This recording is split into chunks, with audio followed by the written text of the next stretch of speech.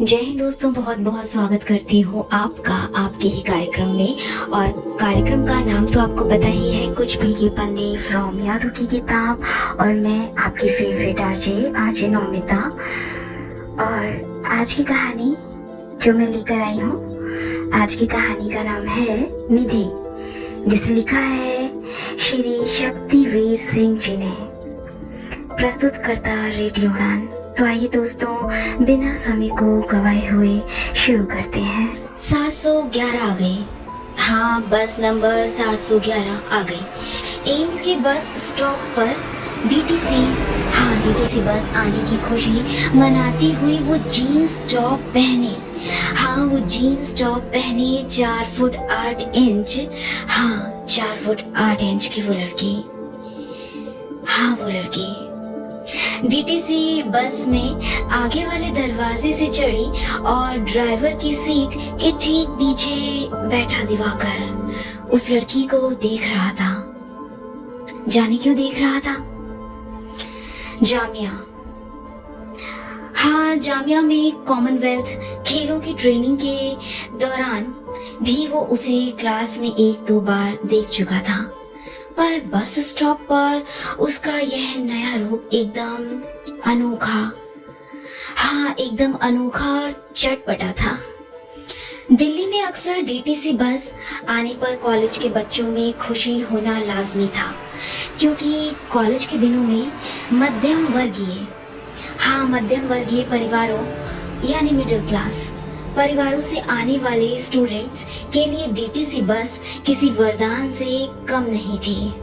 और ऐसे में निधि का खुशी मनाना देखकर दिवाकर के लिए यह एक सुखद अनुभव ही था। 711। हाँ, बस नंबर 711 सराय काले खां से बनकर चलती है। काले खां बस अड्डा है और सराय काले खां अंतरराज्यीय बस अड्डा है, जिसकी वजह से अमूमन वहाँ भीड़ होती है। दिवाकर तो जामिया से पैदल चलकर महारानी बाग में 711 में, हाँ वही बस नंबर 711 में चढ़ा तो सौभाग्य से सीट मिल गई थी। निधि बस में चढ़कर ड्राइवर के पीछे खड़ी हो गई थी। डीटीसी पास के कारण टिकट लेने की हड़बड़ी और डीटीसी चेकर से पकड़े जाने का डर बिल्कुल नहीं था। इतने में हयात बस स्टॉप आया। दिवाकर के साथ बैठी महिला उतरी और निधि ने तुरंत वह सीट पकड़ ली और दिवाकर के बगल में बैठ गई। दिवाकर किताब पढ़ने में व्यस्त था। कुछ एक देर कंडक्टर ने आवाज लगाई, सत्य निकेतन आने वालों आगे हो लो। अरे, सत्य निकेतन आने वाला है। सत्य निकेतन का एरिया बुला कुआं में स्थित दिल्ली विश्वविद्यालय के कॉलेज के विद्यार्थियों को घर, पीजी और खाने के शौकीनों के लिए सुविख्यात है। दिवाकर के साथ बैठी निधि ने दिवाकर को देखा और बोली, अरे आप भी तो जामिया में कॉमनवेल्थ की ट्रेनिंग में आते हैं ना? दिवाकर ने कहा, हाँ मैं जामिया में पढ़ता हूँ, इसीलिए अपने कॉलेज का ही सेंटर लिया है। निधि ने कहा, मैं मीराबाई पॉलिटिक्स में पढ़ती हूँ, कमर्शियल आर्ट फाइनल ईयर कर रही हूँ। दिवाकर मीडिया का स्टूडेंट था और बोला, मैं मीडिया में हूँ और आप कमर्शियल आर्ट में। हम लोगों का कोर्स एक दूसरे के लिए अच्छा है। वैसे भी हम जामिया वाले डीओ यानी दिल्ली विश्वविद्यालय के बच्चों के साथ वर्कशॉप करते रहते हैं। कभी मौका लगा तो आपको बुलाएंगे। दिवाकर को समझ नहीं आया कि वह उसकी बात सुनकर प्रभावित हुई या नहीं हुई। उसने तुरंत अपना फोन निकाला और अपना काम दिखाने लगी। हाँ, यह मेरा पोलियो का कैंपेन है। यह DHFL का कैंपेन है। इसमें कोई संदेह नहीं, दिवाकर निधि का काम देखकर प्रभावित हो चुका था। दोनों के बीच औपचारिक प्रश्नों का प्रश्नकाल प्रारंभ हुआ, किंतु सागरपुर बस स्टैंड आने के कारण जल्द ही खत्म हो गया और दिवाकर बाय बोलकर उतर गया। एक दिन की बात है। हाँ, एक दिन दिवाकर मेट्रो में बैठा किताब पढ़ने में व्यस्त था। दिवाकर को किताबों का बहुत शौक था, या यूं कहा जाए कि रास्ता काटने के लिए किताबों से बेहतर और कोई दूसरा विकल्प नहीं है। इतने में पीछे से आवाज आई, हाय दिवाकर। किताब से मुंह निकालकर दिवाकर ने ऊपर देखा तो निधि सामने खड़ी थी। आज मेट्रो से कहाँ चली आपकी सवारी? निधि बोली। दिवाकर बोला, मैं तो सुबह कॉलेज जाने के लिए मेट्रो ही तो करता हूँ।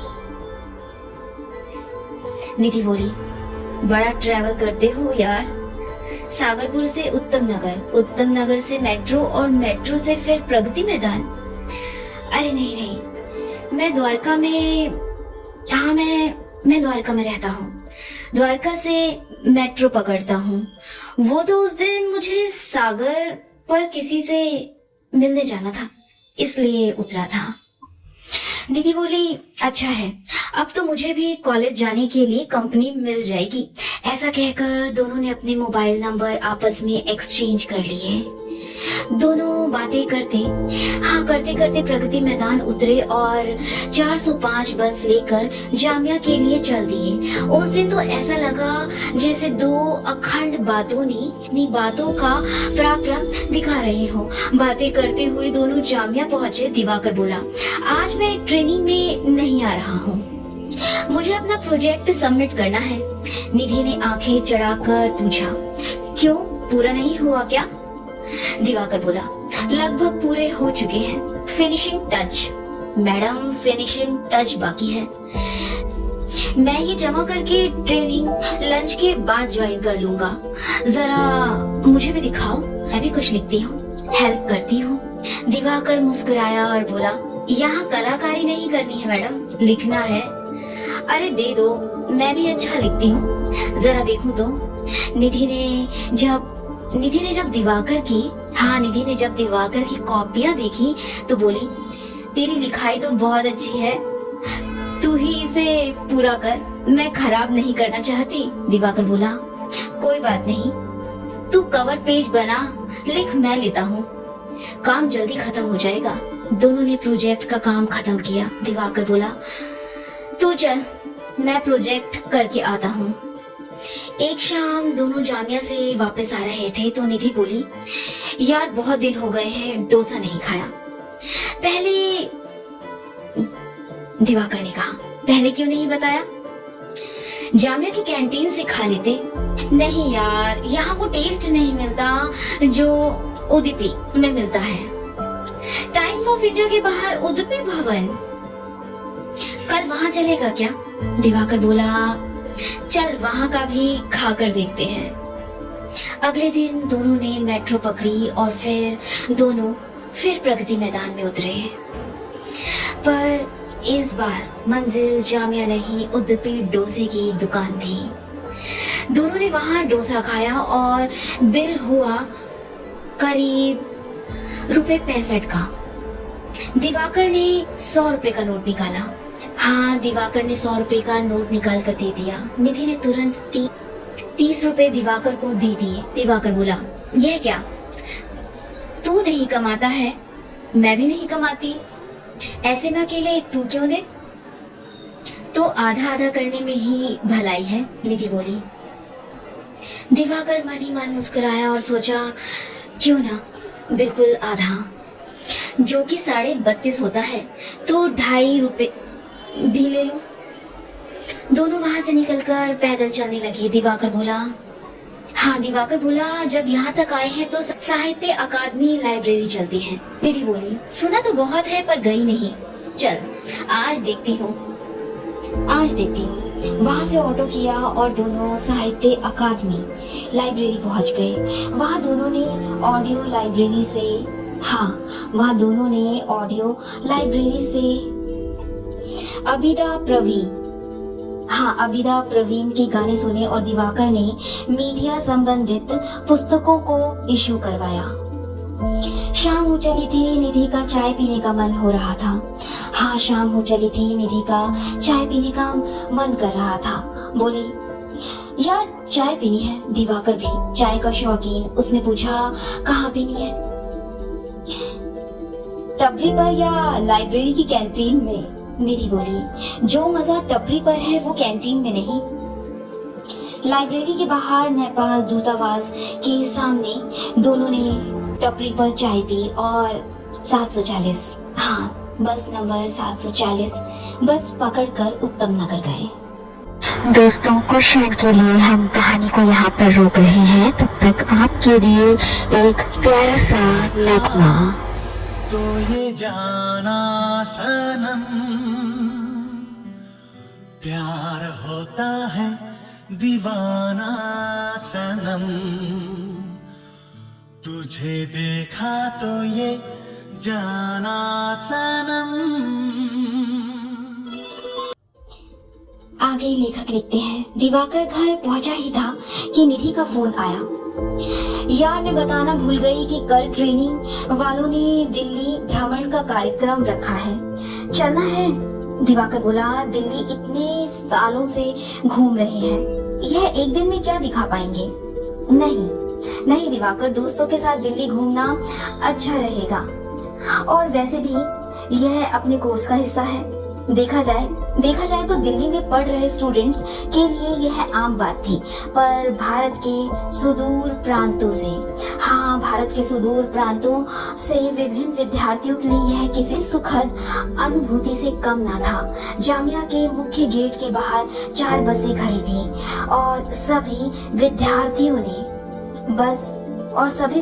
ने बस के कैप्टन को अपना नाम आदि विवरण दिया ताकि किसी भी किस्म की अप्रिय घटना से बचा जा सके। एक दिन में दिल्ली घूमना आसान तो नहीं है, पर कोर्स के हिसाब से कुछ चीजों को जगह दी गई थी, जिसमें पहला पड़ाव लाल किला था, उसके बाद हुमायूं का मकबरा। यहाँ पर बहुत बड़ा पार्क है। इतिहासकार बताते हैं कि किसी तर्ज पर शाहजहां ने आगरे का ताजमहल बनवाया है। सभी अपनी मस्ती में घूम रहे थे। इतने में ट्रेनिंग में आए लड़के, जो कि दोस्त भी है, निधि को छेड़ते हुए कहते हैं, ओ छुटकी। निधि बोलती है, तो क्या हुआ? अरे यह तो कुदरत की देन है। दिवाकर ने कहा, लंबाई कम है तो क्या हुआ, कद बहुत बड़ा होगा। निधि तपाक से बोली, बिल्कुल बड़ा होगा, बहुत बड़ा होगा। कुतुब मीनार, इंडिया गेट और दिल्ली घूमते हुए वो दिन सचमुच कॉलेज की यादों में एक नए अध्याय में अंकित हुआ। आगे लेखक लिखते हैं, दिवाकर और निधि दोनों ही वेस्ट दिल्ली से आते हैं और अब तो साथ भी आने लगे हैं। ऐसे में दोनों बहुत अच्छे दोस्त बन चुके हैं। एक दूसरे के साथ रहना आदत से कब जरूरत बन गया पता ही नहीं चला।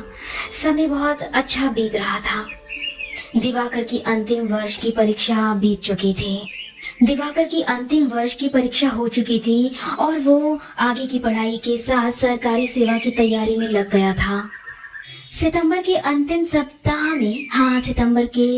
सप्ताह में निधि ने दिवाकर को फोन किया और बोली, यार वो कॉमनवेल्थ वाले ड्रेस लेने के लिए कॉमनवेल्थ ऑफिस बुला रहे हैं। तुझे कब बुलाया है?